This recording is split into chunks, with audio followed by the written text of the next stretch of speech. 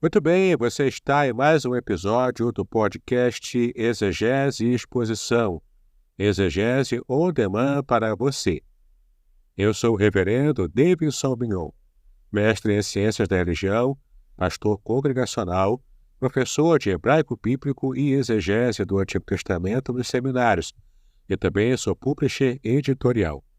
Para mim é um grande prazer ajudá-lo em seus estudos bíblicos. Hoje eu trouxe um tema de muita relevância e, ao mesmo tempo, que levanta muitas questões. Vamos refletir sobre o controverso desfecho do perverso Amã, inimigo de Mardoqueu e do povo judeu, que aparece no livro de Ester. Afinal, o destino de Amã foi realmente um enforcamento, como lemos em muitas traduções em português, ou, de fato, ele foi empalado, conforme algumas tradições culturais dos persas da época sugerem. Esta é uma questão que envolve exegese textual, análise cultural e até a avaliação de traduções. Vamos então fazer um estudo profundo e detalhado, examinando o texto original, em hebraico, da Bíblia Hebraica Studicartensia, comparando-o com a Septuaginta, que é a tradução grega do Antigo Testamento.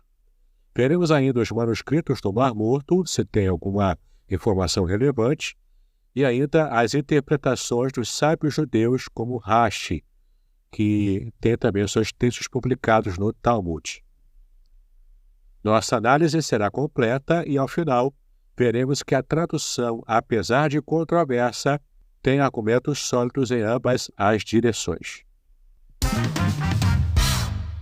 Introdução do tema e contextualização. O livro de Ester é conhecido por sua narrativa dramática sobre a providência de Deus em favor do seu povo, mesmo durante o exílio da Pérsia.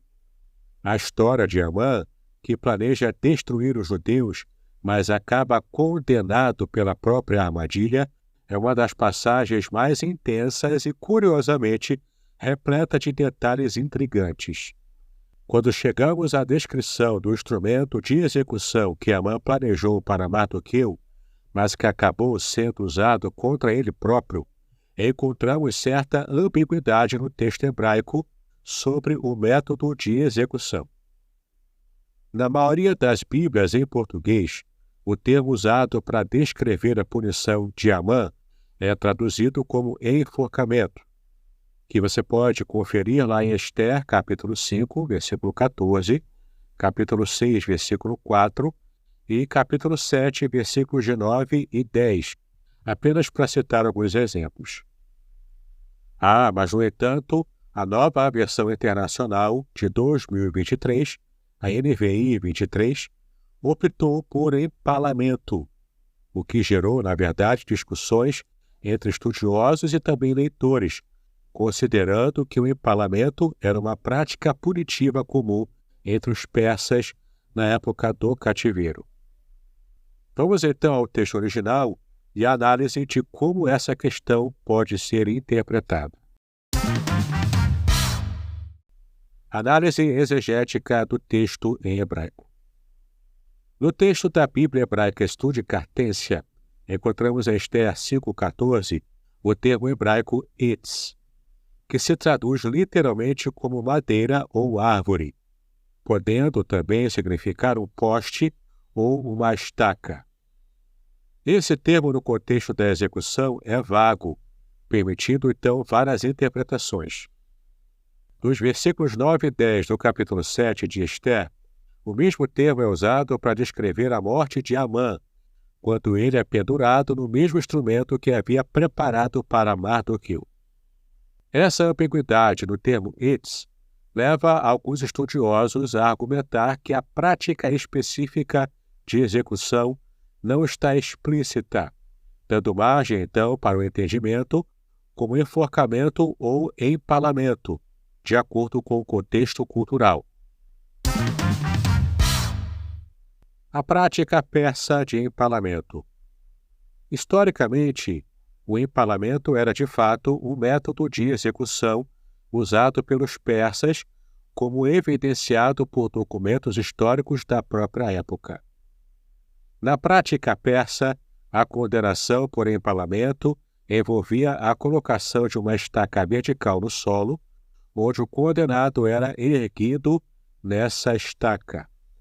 Essa prática era frequentemente aplicada a traidores e conspiradores, o que se encaixa no contexto da punição de Amã. Só para que não fique dúvidas, aqui não se trata de crucificação. O empalamento é apenas uma estaca e a pessoa então é fincada ali no chão. Isso leva alguns estudiosos a considerar o empalamento uma tradução culturalmente coerente.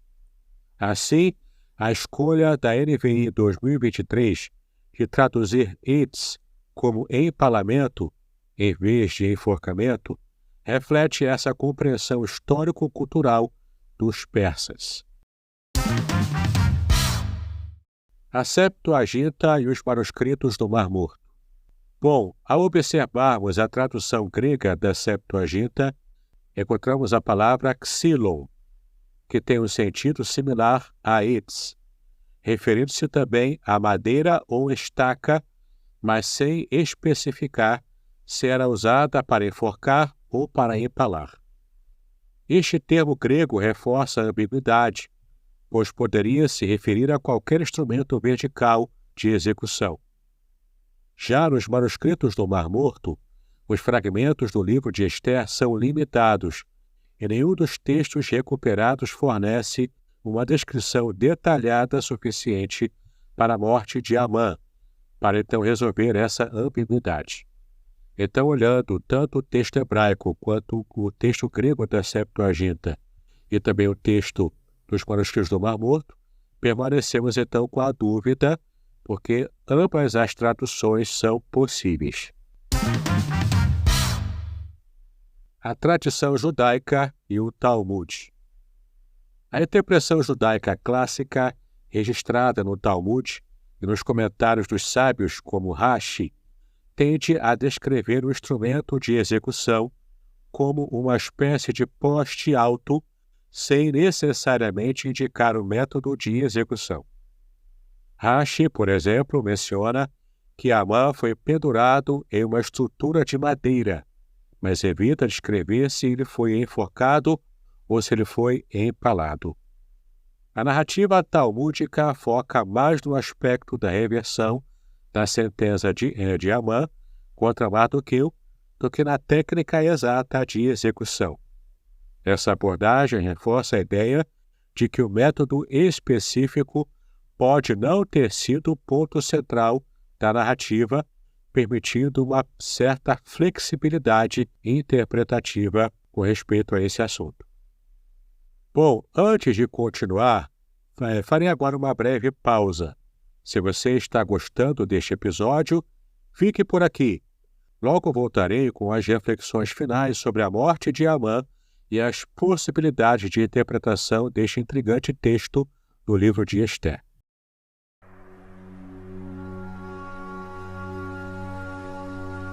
Estamos entusiasmados em anunciar o lançamento do livro, Além do Sofrimento, a disputa pela integridade no livro de Jó, publicado pela editora Contextualizar em 2024.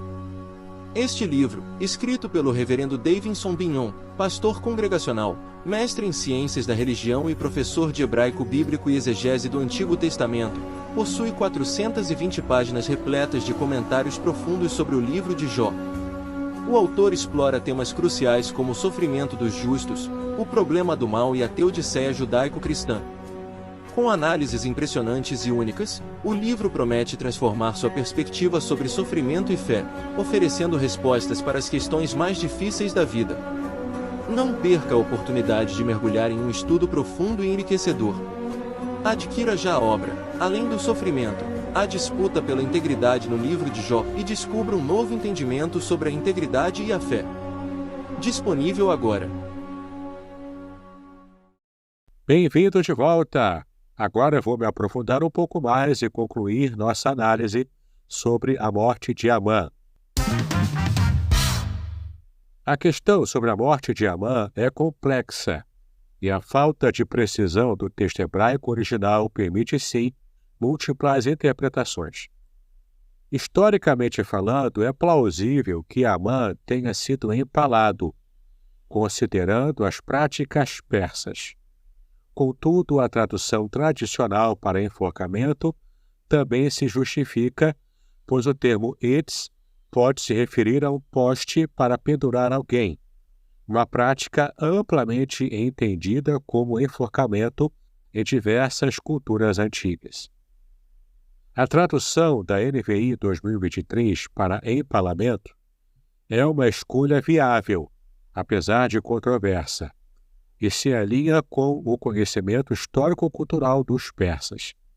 Assim, nós podemos concluir que, embora haja motivos sólidos para cada interpretação, a ambiguidade do texto original impede uma certeza absoluta sobre o método exato de execução de Amã.